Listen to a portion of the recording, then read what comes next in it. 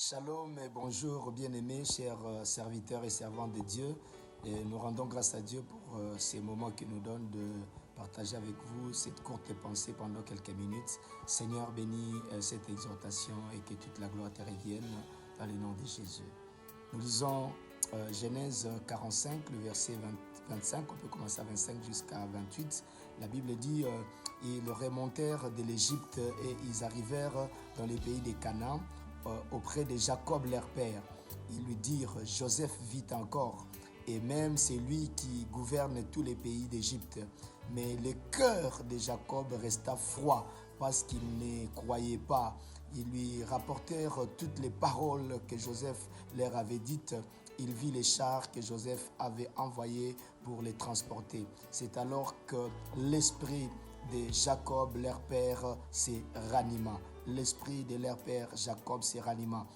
Et Israël dit: c'est assez, Joseph, mon fils, vit encore, j'irai et je le verrai avant que je meure. Bien-aimé, la pensée que j'aimerais nous partager, c'est que le cœur de Jacob resta froid. Combien de fois, à cause des situations, à cause des problèmes, des difficultés pendant notre marche, même dans l'exercice de notre ministère, des circonstances que nous rencontrons, peuvent encore refroidir notre cœur par rapport au service, peuvent encore refroidir notre cœur par rapport aux ailes que nous avions autrefois, à cause de certaines mauvaises nouvelles, à cause des difficultés rencontrées, à cause des situations que nous rencontrons dans le ministère. Mais j'ai une bonne nouvelle pour quelqu'un, et comme cela a été le cas de Jacob, qui ne croyait plus que Joseph, son fils, pouvait être vivant.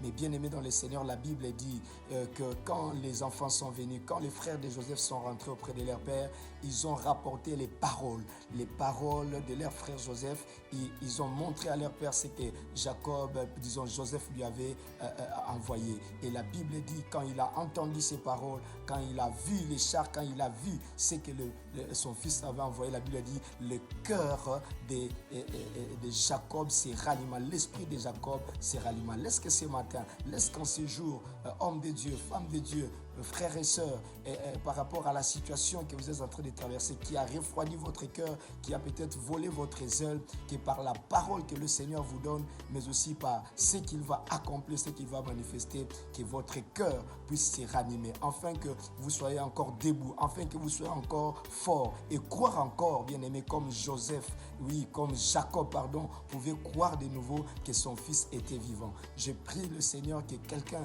puisse encore, alléluia, croire que le Seigneur est capable d'accomplir sa parole, d'accomplir ses promesses. Je prie que quelqu'un croie que le Seigneur peut encore faire au-delà. Que le cœur qui était refroidi, que les ailes qui étaient refroidies puissent encore se réchauffer, se renouveler, et que le Seigneur puisse encore venir et nous fortifier dans son champ. Le cœur, la Bible dit, de Jacob resta froid. Mais quand